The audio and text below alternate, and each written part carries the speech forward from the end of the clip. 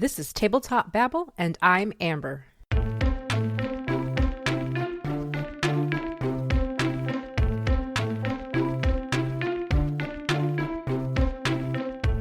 Today on the show, I talked with podwives, GMs, and roleplayers Diana and Kate. We sat down on February 3rd and chatted about their starts in RPGs, what they enjoy in games, their love for the game Kids on Bikes, and of course, the actual play podcast that resulted from that love, Christmastide, Ohio. I had a blast chatting with them about the structure of their anthology-style game and learning how they modified the game to fit their vision for their show. Hello, Diana and Kate. Welcome to Tabletop Babble. I'm so happy you're here. I'm so excited to talk to you. For my listeners, if you would, please, we'll start with Diana first. Picking on you first. Okay. Who are you and what do you do in the TTRPG space? Hi, I'm Diana Lorraine, and I am the co-GM, co-creator of Christmastide, Ohio, a Kids on Bikes actual play podcast. I'm also the co-host of Powered by the Players, a actual play podcast going through mini campaigns and one-shots of Powered by the Apocalypse games over on the Roll to Play network. Ah, yes. I am very familiar with Roll to Play Network, as I have had Kristen on here already once. And then Kate, how about you?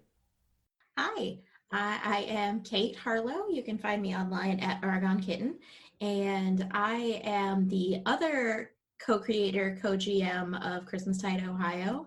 And I am also a weekly player on the Nerds with Dice live stream of Thirsty Sword Lesbians Into the Void every Thursday night at 8 p.m. Nice. So I'm really excited because I'm interested in Christmastide, Ohio specifically. But before we talk about that show, I kind of want to know from both of you, like, how did you get started in TTRPGs? Your first game? Was it your own personal stuff or was it being online? Like, how did this all happen? And then also, like, how do you guys know each other? I don't know who wants to talk first, who wants to field this question, but I leave it to you to decide who wants to go first. My experience was I had always been a little bit of a player, more in the background as a child. I had brothers who played D&D. I ran a couple of Shadowrun games. Ran is not the right word. I ran in a couple of Shadowrun games. I was not in charge of anything. I was a child, but I was always a big Magic the Gathering player. And I got out of it as I got older.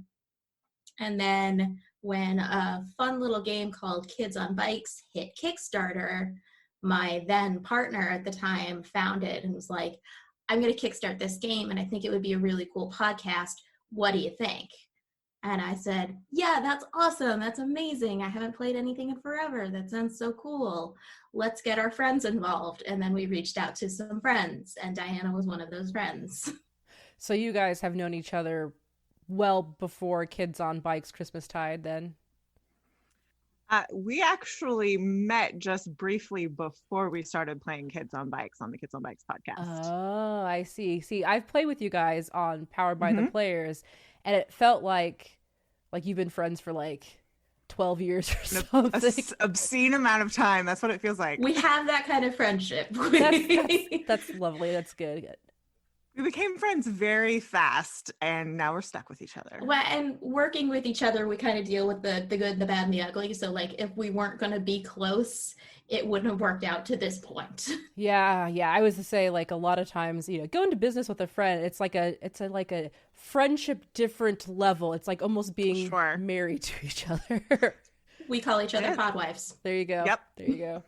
So, Diana, for you, how did you start playing TTRPGs? Well, it was Kids on Bikes, honestly. That was really my first, it was. That was my first real TTRPG. My brother had played Dungeons and Dragons, but he wasn't really serious about it. So like I knew about it, but I was like, okay, whatever. But I never had an opportunity. And for me, role-playing games was me playing The Sims for obscene amounts of hours. That counts, yes. And it was very in-depth. I had full stories. Like I was in depth. I was building houses for friends to have very thought out storylines. Like, it was a whole thing. It was it was very elaborate. Well, that's good. That's good, because it totally prepares you for going into like tabletop role playing, that building, create stories and stuff. Yeah.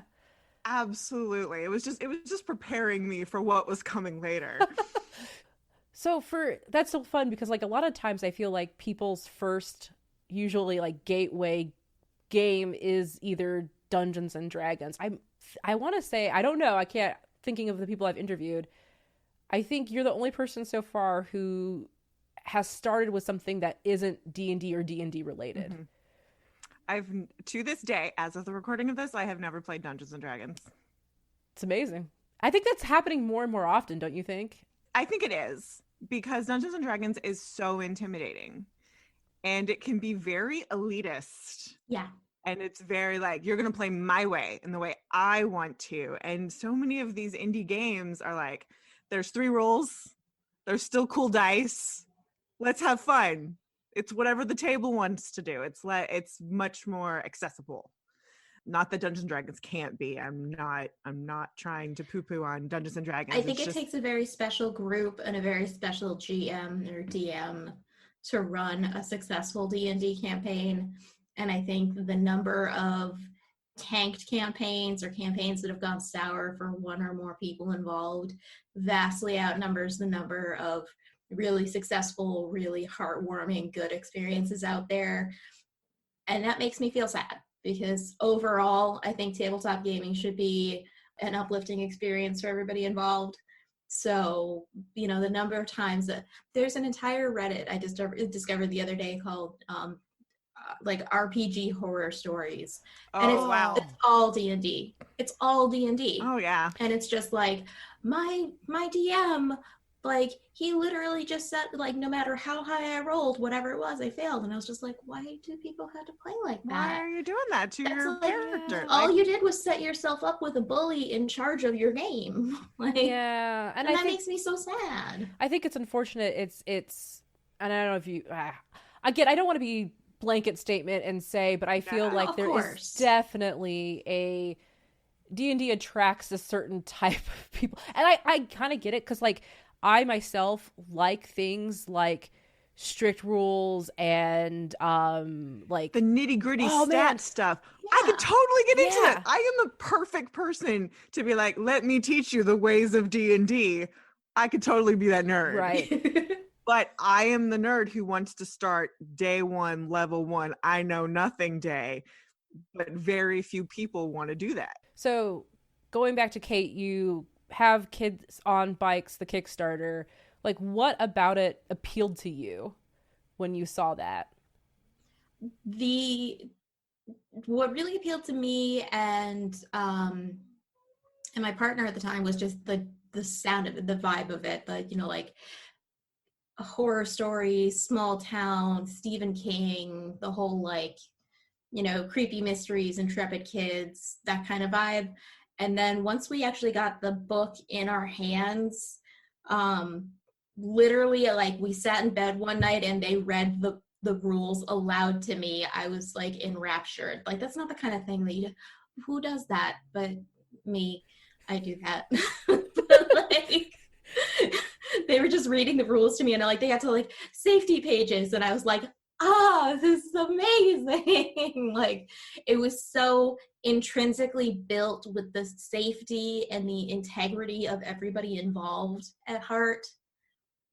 And like, even if I wasn't at that point completely dead set on playing, I would have wanted to be, because I had so much respect and interest in how they had constructed this game. Wow. Yeah.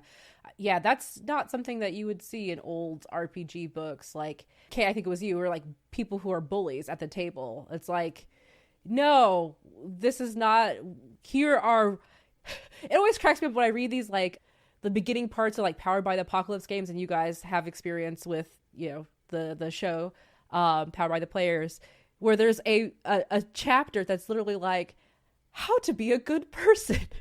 Yeah. How to communicate. How to not be a jerk at the table. Which is fantastic, and it didn't really exist. So, Diana, when Kate proposed this game to you, not having experienced a role-playing game before, really, like, what was your first reaction to it? How'd that go for you? It was very much, this is Storytelling Avenue. I'm in. Let's do it. Don't neglect to say both of us come from theater backgrounds. Oh, Yes, there you that was about to be my next thing. My background is in theater, and so the desire to yes and also the thing about podcast people is we like to make podcasts. If you make one, you make another, and then when you meet other people, you make a podcast. It's just a rule. It's the activity that, some people go out to bars. Sure, you're not allowed to have conversations with a group of people for an extended period of time that you don't then turn into a podcast. That's a rule now. This is what we do now. Did you guys do podcasting prior to TTRPG podcasting then? Yes. Oh, what was that? If you want to share it. I was part of a movie, less review, but more like deep diving. It was called Subverted Tropes, and it was about movie tropes, and it was we would take a movie and dissect it and give our feedback about the movie itself, but more we would go into like, how was it made, how did it come about to be, what are the interesting facts about how it got made, and what are the things that shifted on its genre and make it different from all of the other ones that are supposed to be just like it. That's cool. That's great that you guys like already had like a podcasting history together, because I feel like some people, there are certain things about podcasting that you learn and pick up. Yep. Over time with experience that you can then bring into an actual play. Absolutely. Yeah. It's a very different beast. Yes. Podcasting is one thing, playing a game is another, and doing them at the same time is also a different thing altogether. Did you feel that the transition from going from just a talk show, movie stuff, to doing an actual play was fairly easy, or were there some kinks along the way? I think it was pretty easy. It was really about figuring how much of the rules do we talk about, how much of the the mechanics. I'm like, my character is doing this, and like, how do you do that naturally? Mm-hmm. And also being new to playing period, it's just like, I don't know what to do. Right. So it was getting comfortable with how that actually functions just at a table setting, and then also just putting a mic in my face to do that as well. Yeah. How about for you, Kate? Very much the same. I was the original now gone Bike Brigade Kids on Bikes podcast. I was much less involved in the actual production of it. I was just a player. My partner was the one kind of orchestrating everything and GMing it, and the rest of us were involved in more of the side stuff. Like I put together the website, and Diana took care of. At one point, we had a little tiny baby press kit that I made and was really sad, and then Diana tried to make pretty for us. And then, just like little things like that. But we kind of, in going through the bumps and the ups and the downs and the learning, especially how to deal with, who we feel good with working at our table and how to best communicate those things. We got through a lot of those big hurdles that made it a lot easier for us to step out later on and make Christmastide something that we're really proud of. Did I say that gracefully, Diana? Yes. I think it sounded good too. Yes. Yes. We learned a lot, and we took from that our friendship, which is the best thing we got from that experience. I'm gonna say. Yeah. Oh, that's so sweet. I was gonna say, for recording, were you guys recording locally all together, or were you doing like a remote setup as well? We have always been remote. We have always been far flung. The first podcast was 2 people in North Carolina, 2 people in Texas, and 2 people in the Baltimore, Maryland area. Yes, one of the other members of Bike Brigade, I should say, was my husband.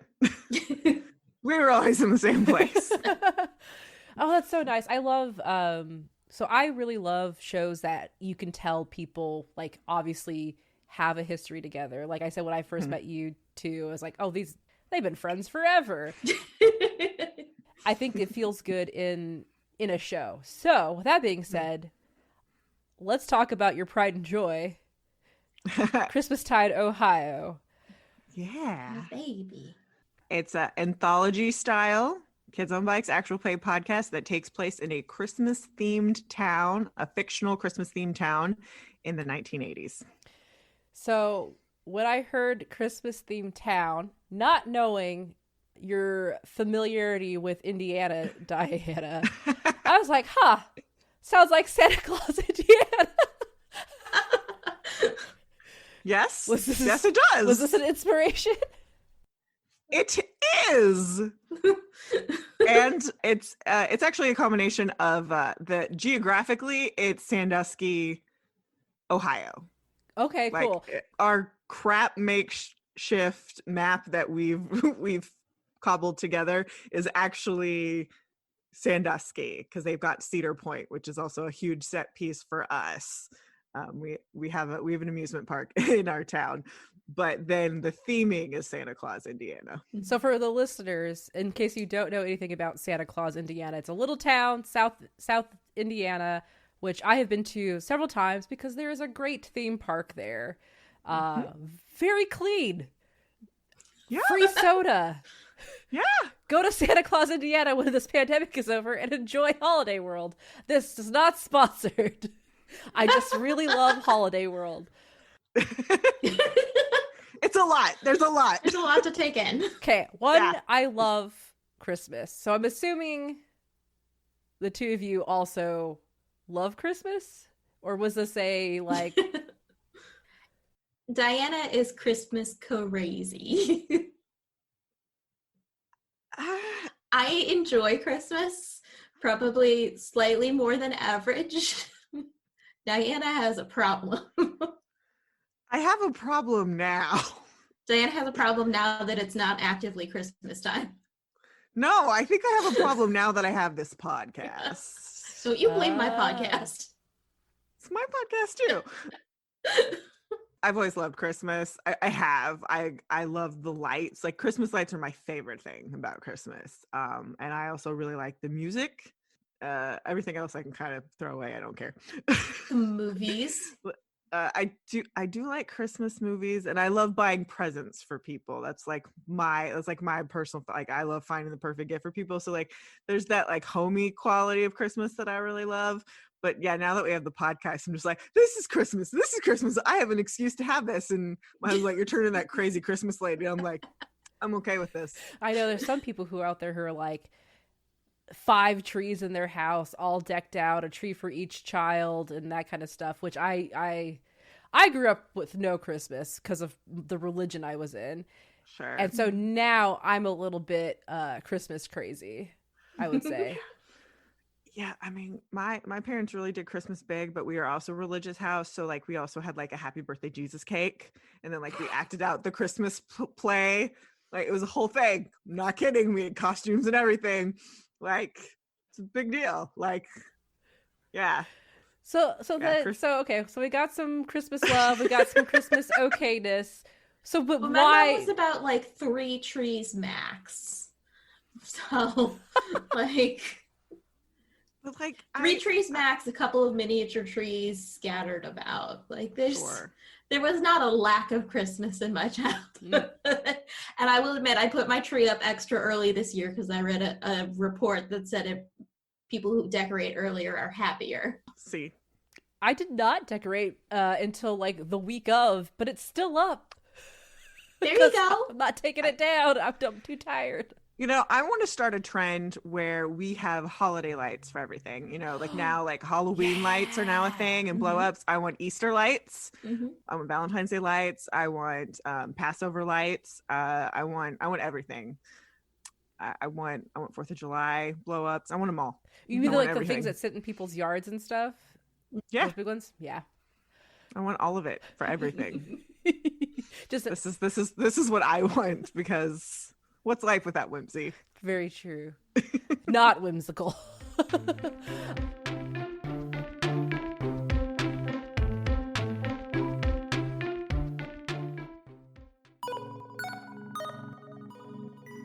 Does the thought of leading a group through the creative landscapes of your imagination terrify you? Do you worry about being asked questions you don't know the answers to? Have you wanted to try being a dungeon or game master, but your social anxiety has been holding you back? Hi, I'm Amber, and I used to nearly vomit at the idea of running a tabletop RPG. How'd I get over that anxiety? I haven't. Surprise! I'm still an anxious mess, and you can listen to all of it on Shapeshift, where I've recorded 80% of every game I've ever ran. Over the last 4 years, I've run a ton of indie one-shots like Casketland, a weird Western horror game, to my first ever campaign using Ryutama, a Studio Ghibli-like exploration-focused game. Follow me through my journey learning how to GM and to live with my anxiety. It doesn't go away completely, but it does get easier to manage. Go to geekspective.com to find out more information or find Shapeshift on wherever you listen to your podcasts.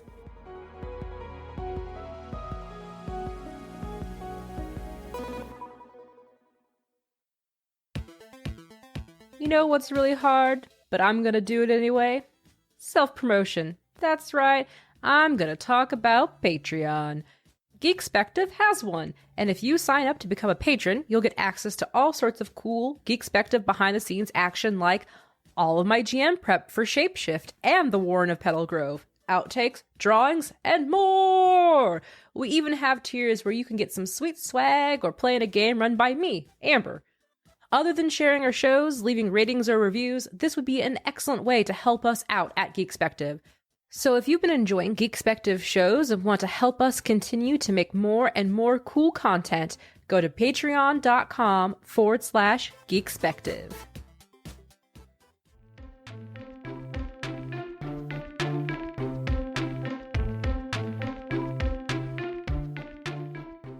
So then the choice to set it in a Christmas-themed town, how did you land on that?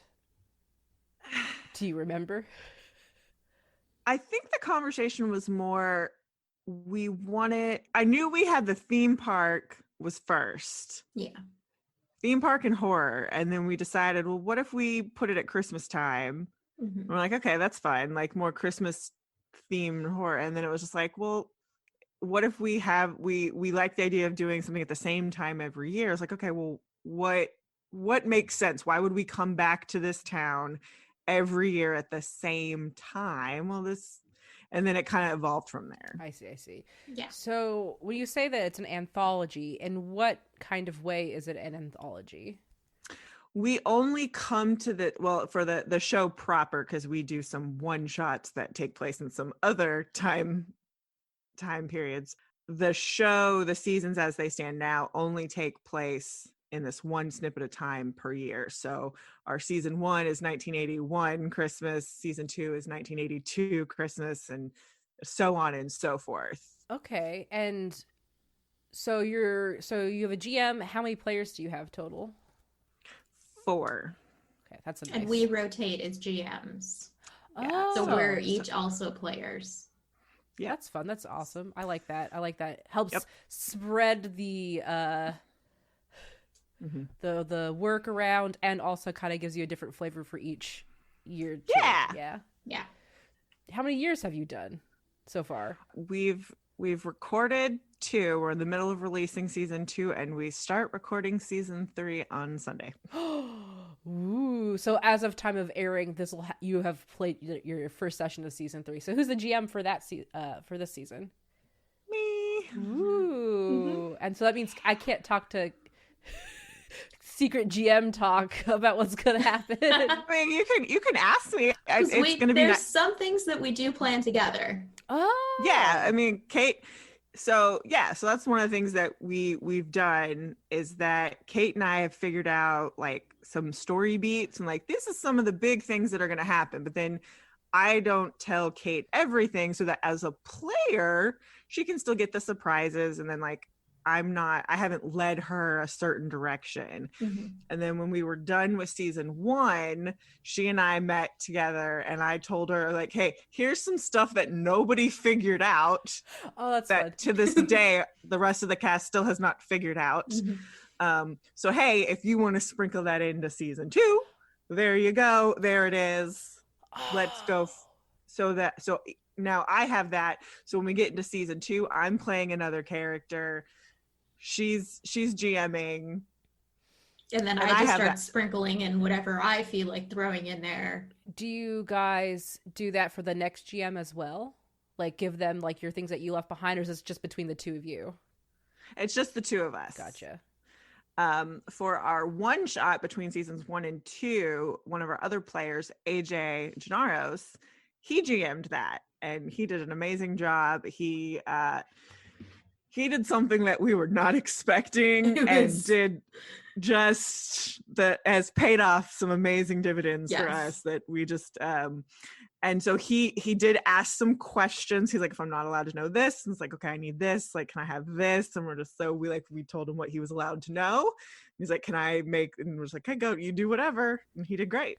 So I really like that. I really like the co-GMing, sharing, shared world building, because I think like there is, in my experience, so I've been playing, to let you guys know, I started playing D&D and I played D&D 3.5 for 7 years straight, like every other weekend. D&D for 7 years, very little breaks unless somebody had like some life event happen, right? Sure. Or somebody was sick. And I kind of got used to where it's like just the GM is like the all-knowing being. Mm-hmm. And you don't really have a lot of agency of the world. You have agency of your characters, but not so much the world. And that's not to like hit on my my GM at the time. He was just running games the way he was taught to run games, which is I am the GM and this is my world. So I think it's really cool that you get to do this like shared buy-in. Like we're collaborating. I still want to surprise Kate. I still want to surprise Diana. But overall, we know what this story is supposed to be like. Yeah. That is awesome. And I think it's great. Well, and it ties back to one of the things that I love about Kids on Bikes in general in creating the entire world is collaborative with the players to begin with. So everybody has input into where it is. It's very, very rare in my experience. I've played a couple of one-shots here and there, but it's very, very rare to have a GM come to the table and just put down the map and be like, this is where you are. These are all your town points. This is what you got. Like the flavor of the game is so collaborative. Like when we do our session zeros, you know, we throw it out to our players, like, give me something that happened over the course of the past year, you know, and like only once have they come up with something that directly clashed heads with something that I was planning as GM. We had to tell them no. We had to tell them no, and then they wondered about it the entire season until the payoff. When they got the payoff, they were delighted. So, but like, you know, they're building, they're giving me just as much as I get to play just as much with everything that they're giving me. Yeah. And I love that. It's, you know, it's so much more to me than just I'm making a story and leading them down a path. Sure. Yeah. If you have a rotating GM for each basically season or each year, are you guys playing different characters, or are they all the same characters, or how does that work? If like you're like Kate, you're GMing now, so what happens to the player character that you were playing? So the way we handled that was that the first season, the way we brought all of our characters together was that they were in the same first grade class. So the way that we removed my character when I became GM was that I was in a different second grade class. Smart. Very smart. Which created like so much turmoil too, because one of the other characters is my twin. And then that, you know, that just adds so much depth for her to play with of like, my other half isn't here. And I guess if you're the GM role, did you just, if they wanted to reach out to that character, you just were playing them as an NPC as it were? Yeah. Yeah. The only regret I have is that I wasn't able to do that more. And if anything, it's because we were all really good at making excuses for where I was. Yeah. So. And this is the first time we had done that. Like we've done this twice now. Like we had 2 seasons. We've never done that before. So we're like, oh, we know now. We know better. We can do better next time. So how many seasons are you guys planning? At least 12, tentatively 13. Yeah. So are you playing the same characters as they're going through basically school? Yep. Mm-hmm. The entire K through 12 or just first grade through 12? Yep. No, you went through K. First grade through 12. Okay, first. We started with first grade. Okay. How is it like to role play a first grader? Fun. And really obnoxious. But also fun. Do not let children be around farm animals. This is what I'm telling you. This is what I've learned. No more farm animals. It's so funny because, like, I wonder if... So, I think we're probably all within the same age range. I knew growing up, I was like what they would call a free-range kid, right? Okay. Like, I have lots of memories of being a kid on a bike, going to a gas station by myself when I was 7 to go buy super blow pops. Sure. And if it's the 80s and you're set in the 80s, makes perfect sense. I love it. We reference that as players while All we're playing a lot. the Where's time. mom? They don't care. Bye. She said be home before sunset. Oh, okay. Basically. Exactly. Yep. Gosh, that's really fun. So how many sessions is like one series, like one season? These last 2 have been 7. Oh. 7 episodes plus a session 0. We think it's really important to do a session 0 before each season. We check in all the time, but also just to have that formal, let's check in with our lines and veils. But also we've created a process for aging our characters up 1 year. And then going through, some things that would very specific questions to, okay, what does your character want for Christmas this year? What has happened this year? Some town related business type stuff. And then we also do, Kate did this last year and I'll be doing it this year. These are the things that happened in 1982. So fun. You know what's going on in the world. So that's type of stuff, which is really fun. So the aging up process, is that inherent to Kids on Bike, or is that something unique you've made for your show? We made it. Ooh, so I want to hear about that. Can you walk me through that process? And I'm not that familiar with Kids on Bikes. Sure. I've played it once or twice. So maybe we can give, just in case a listener doesn't know Kids on Bikes either, what is the is it a Powered by the Apocalypse game, or is it a unique thing to itself? It's a unique thing to itself. It's each character, you play as either a child, a teen, or an adult. And then everyone has a trope, and that's basically your personality. And with each personality, your stats are adjusted across those 6 stats. And then you've got some different traits that can give you some extra bonus to those stats. And then you've got some other flaws. Everybody's got flaws. So your stats are brains, brawn, charm, grit, fight, and flight. And so, kids get a little extra charm, teens get a little extra, I think it's fight. Yes. Is it fight? Yes. And then adults, I think they get more brawn. Is it brawn or grit? I can't remember. I believe it's brawn. My book's across the room. Hold on. But some tropes were specifically written only for teens or kids or a teen or an adult. And one of the things I love about the game is that Doug and John, the writers, are like, if a rule doesn't make sense, throw the rule out, do whatever you want. Like, the rules are very much do whatever you want. We do a lot of that. We do whatever we want.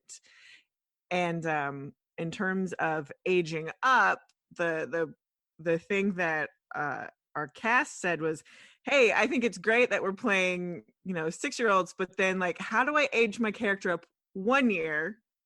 Because going from 7 to 13, that's easy to figure out. Going from 6 to 7, how do we do that?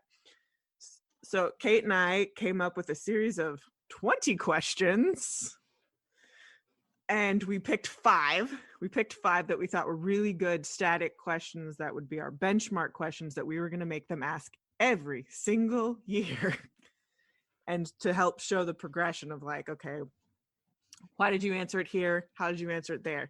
If it changed, why? And when does it change? And then because you can't have a session 0 without rolling some random questions in Kids on Bikes, we make you roll an extra question just for fun. Oh yeah, I love answering those. If my memory serves, there is like basically almost like a questionnaire kind of style sheet that you get to fill stuff in. I think I picked like a snotty or a farty teen. I can't remember what I but those are fun. Those are fun. Brain adults, I just found it. They get +1 in brains and grit. Okay. There we go. I was right on the grit. I knew I had a sheet nearby. So I want to know what these questions are. If you're okay with bringing them up. Yeah, sure. I can grab it. Because it's like, I would like to see like. They will be on our website soon. Ooh. For other people to take and use however they wish. Okay. Our 5 every time questions. Number 1, what is your most treasured possession? Number 2, what is in your purse, wallet, or pockets? Number 3, how do you perceive strangers? Number 4, what has been your greatest heartbreak or disappointment? And then number 5 is, what is your favorite piece of advice, quote, mantra, or catchphrase? I like that. I almost thought maybe they're going to put favorite food. Because I feel like kids always want to talk about their favorite food. But I think those are really good. I feel like I don't really hear a lot of people truly trying to role play like a child's experience. Mm-hmm. Nope. And now I kind of want to know like how have you been like getting, where are you drawing your inspiration from, or how are you trying to harness those like childlike qualities and personalities? All of us in some way have children in our lives. Diana and Kristen both have beautiful children of their own. AJ, Sam, and I all have children that we are involved with, be it through work, babysitting, or family. So we all have really, really good experiences, and access to children sounds awkward. Sounds really awkward. Have access to children. We are very, very lucky that we have these great experiences that we can draw from very readily. And then I can't speak specifically for Kristen, but I definitely know Sam and AJ are theater kids. So I mean, I think you would be hard pressed to find a tremendous number of role-playing people who don't have some form of theater in their background. So taking the time to really, like sit yourself down and try to remember back to when you were a kid and what was your experience and how would it be colored by these different circumstances are really like one of the questions, what's in your purse, wallet, or pockets? My answer when I was answering for my character was 100% carbon copy what I had at that age. The only details I changed were to make them 1980s instead of 1990s. Yeah, and for my character, it's actually not at all mine, because mine as a child would not match my character at all. Do you guys want to tell me? I'm kind of interested. I want to know about your characters a little bit. You specifically, or if you want to talk about other characters around the table.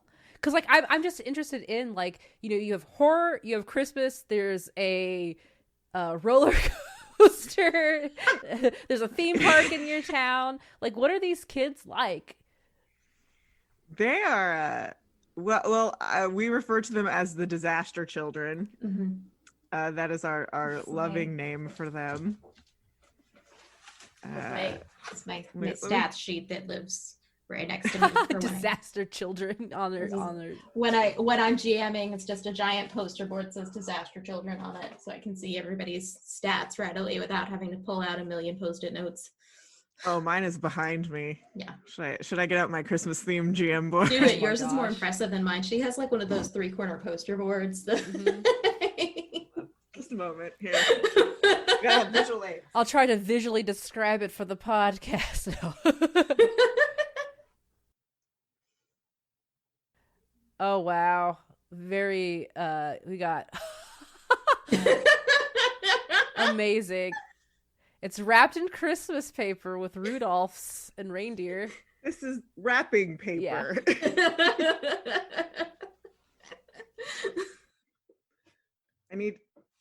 I need to redo it. It needs to be updated.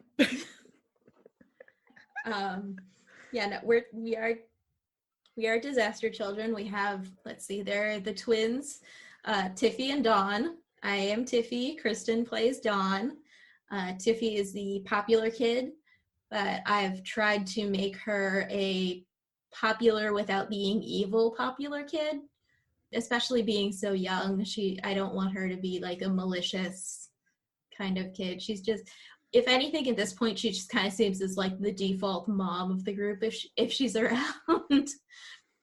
She was not being around in season 2. There was a lot of like, where's Tiffy and what do we do? Who's the adult of the children? Who's the adult if Tiffy's not here? Dawn is the blunt, kind of nerdy nature girl. She's always wearing overalls, and she keeps sugar cubes in the front pocket of her overalls in case we run into any horses. So cute. We have Richard Wood. But you can call him Dick. You can call him Dick. Dick is the funny sidekick character, and he's also very good at distractions. His name precedes him, truly. And then we have the most neurotic child I have ever played with in my life, in the form of Penny Lane Wise, the daughter of 2 accountants, who is so worried about everything all the time. She has a D20 in flight. Oh. It's amazing. She's so scared. She's the best. I take care of doing transcripts for the episodes, and I'm working on the one that's being released this coming Friday. And at one point they're supposed to be working on a school project, but they keep getting caught up in this mystery, and she just starts crying because they haven't worked on the project yet. Aww.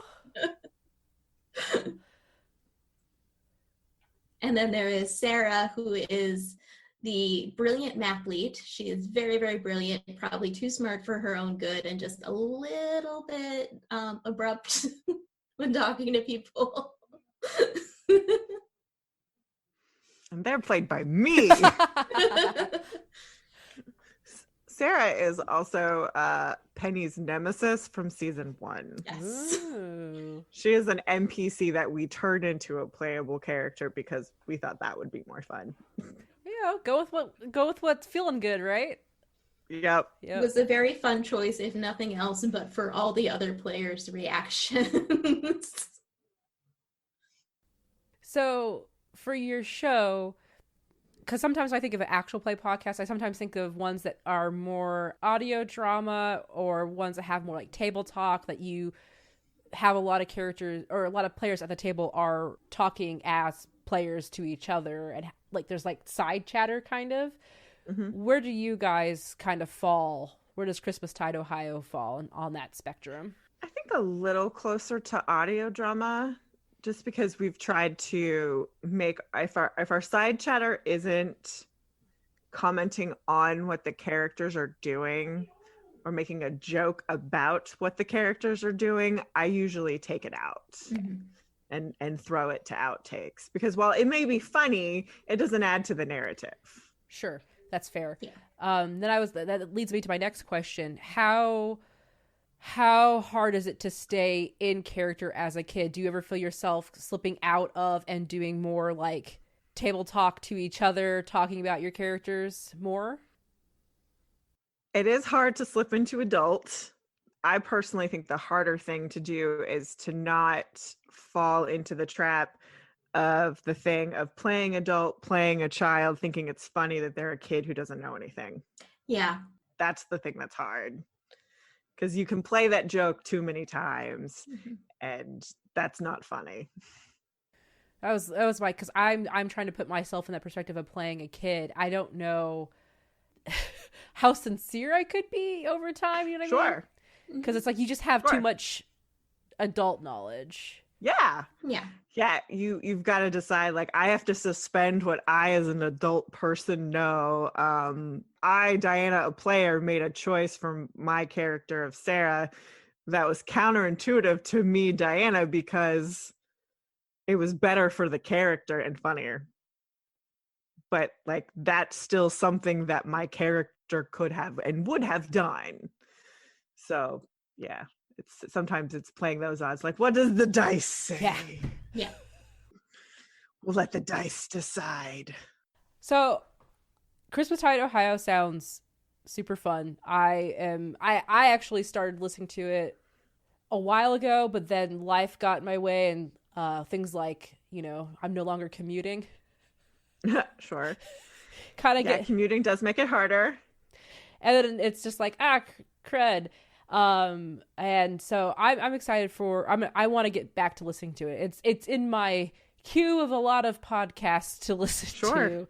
But outside of Christmastide, Ohio, you said, Diana, you do Powered by the Players.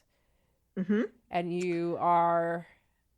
I am the co-host of that, along with Kristen Devine and Morgan Nuncio, which I got to play with both of you with the currently dropping Crossroads Carnival. Yeah, that was a great game. I was sad when it ended because I was like, I don't get to hang out. I don't get to hang out. We had a lot of fun. It was such a fun group. It was a good group. I really enjoyed it. So, but yeah, I kind of want to know, is Christmastide, Ohio the only thing that you two are currently making together, as far as like this is a you two led thing? Currently, yes. Are there plans for future stuff? We have a new plan every week. We talk about a lot of things. It's just a matter of nailing it down. But usually, really what will happen is we'll start talking about enough, and then I'll put it on the planner, and then we'll be like, okay, this is happening now. It's so hard, I think, as creatives, where it's like every day your brain just blooms so many cool things. Mm-hmm. Yeah. But what do you actually foster the development of? It's such a hard thing. Oh, yeah. And I mean, Kate's amazing, and I love working with her. So, I mean, none of this would get done without Diana. and none of it would be as fun without Kate. So, or as interesting. I mean, no, it's true. Like, we need the other one. Yeah, we do. So there will be more things. Oh, yeah. I can't wait for more things from Diana and Kate, and also to listen to the current things that are happening with Diana and Kate. So on that note, Diana, Kate, where can people find you on the internet if they want to check out the things you're putting out in the world? Let's go with Kate first, because I did Diana first at the beginning. Yeah, I am on Twitter at Argon Kitten, ARGON, the noble gas. Kitten, a little fuzzy thing you adopt from the SPCA and you treat beautifully and love forever and ever and ever. I am available every Thursday night at 8 p.m. Eastern Time on the Nerds with Dice Twitch channel, playing TSL Into the Void. It is another Powered by the Apocalypse game that was very recently kickstarted, and it is a lot of fun. We play pulpy space opera, very dorky, very nerdy, very not child friendly. Awesome. And then Diana. You can find me on the Twitter at Modcaster, Maudcaster. And you can find me over at Powered by the Players at PBT Players. And then for my pop culture podcast stuff, where I do My Little Pony movies and Riverdale, you can follow at Macintosh and Mod. Great. You guys said that you had a Christmastide Ohio website that's coming soon? No, it's out. It's just ChristmastideOhio.com. And then the Twitter for that is ChristmastideOH. Wonderful. Thank you so much for coming on. I was glad to sit down and chat with you guys. This is lovely. I love your guys' show premise, and I love your dynamic. So, thank you. Thank you so much. Thank you so much for having us. Thank you so much for listening, and I hope you enjoyed the show. You can find me on Twitter at Rocket Orca, Kenny as at Volfmere, and John is at Crossways GM. Tabletop Babble is part of the Geekspective Network. Go to geekspective.com to check out all our other shows or follow us on Twitter at Geekspective. Our theme music was provided by the Battle Bards.